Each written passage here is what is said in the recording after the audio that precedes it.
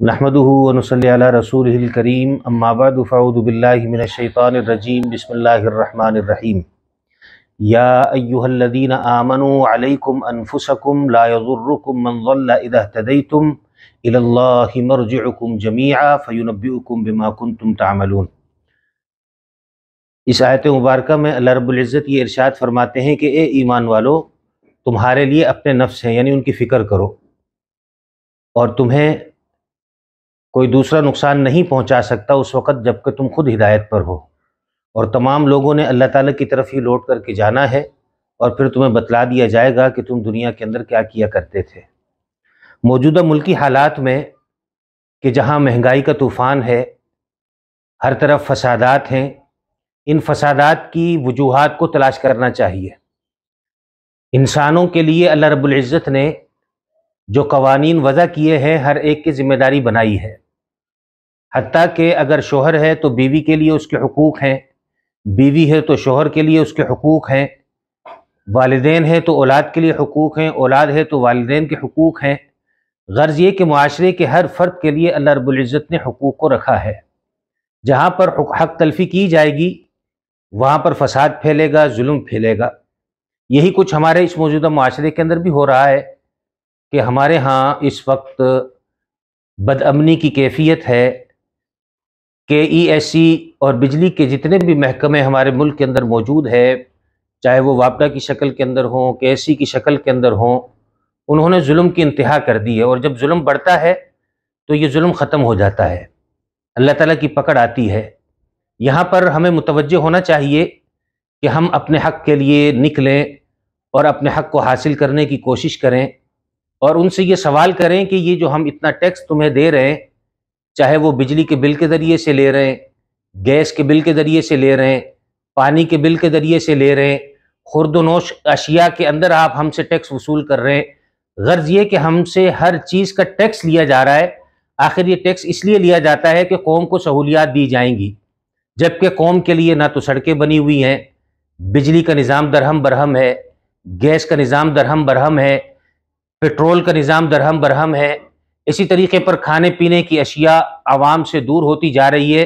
تو آخر یہ ٹیکس ہم اس لیے تو پے نہیں کرتے، اس لیے تو یہ ٹیکس ادا نہیں کیا جاتا کہ اس کے ذریعے سے ہمارا جو اشرافیہ کا طبقہ کہلاتا ہے، ہمارے سیاستدان ہیں، ہمارے جرنیل ہیں، اور اسی طریقے پر ہمارے بڑے بڑے وزراء ہیں، ان کے لیے گاڑیوں کا انتظام کیا جائے، ان کے لیے پیٹرول کا انتظام کیا جائے، ان کو بجلی تک فری فراہم کی جائے۔ یہ ٹیکس اس مقصد کے لیے بالکل نہیں دیا جاتا۔ کچھ خوف خدا کرنا چاہیے۔ ہمارے ہاں اس وقت تک 34.5 کروڑ یونٹ یہ فری کے اندر ان لوگوں کو دیے جاتے ہیں کہ جن کے ہاتھ کے اندر زمام اقتدار ہے، ہمارے وزیروں مشیروں کو دیے جاتے ہیں، حالانکہ یہ حق قوم کا تھا۔ جو ایک پنکھا چلاتا ہے اس ایک پنکھے کا بل بھی اسے 4 سے 5 ہزار روپے ادا کرنا پڑتا ہے۔ یہ سراسر ظلم ہے، ناانصافی ہے، اور جہاں بھی ظلم اور ناانصافی ہو وہاں پر بدامنی پھیلتی ہے۔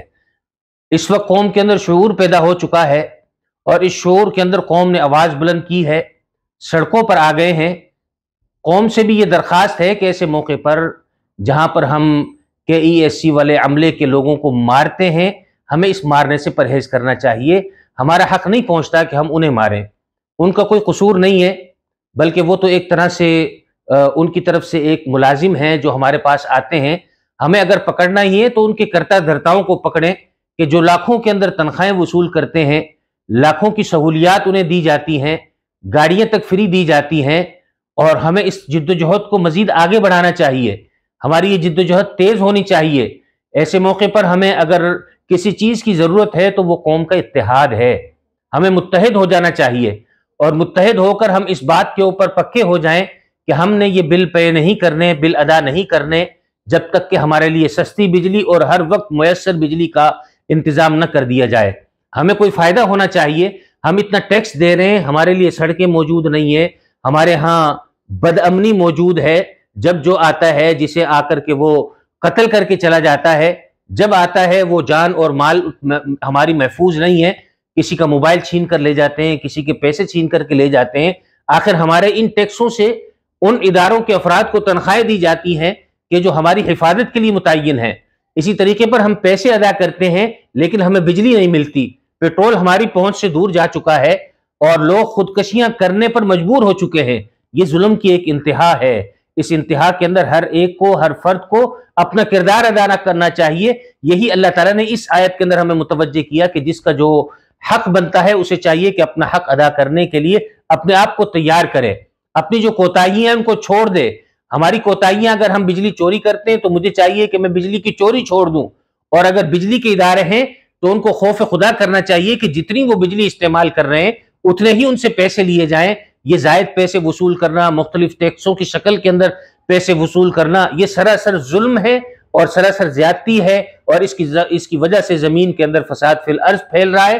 لوگ باہر نکل رہے ہیں، جلاؤ گھیراؤ ہو رہے ہیں، کیسی کی گاڑیوں کو جلا رہے ہیں، لوگ کیسی کے حملے کے افراد کو زور و کوب کر رہے ہیں، ان کو مار رہے ہیں۔ تو یہ اس کی انتہا ہے، یہ کہاں جا کر کے ختم ہوگی یہ چیز اس کا کچھ معلوم نہیں ہے۔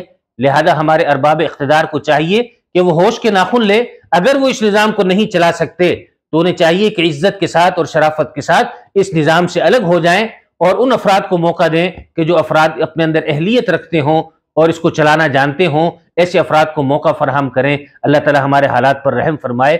وآخر دعوانا ان الحمدللہ رب العالمین۔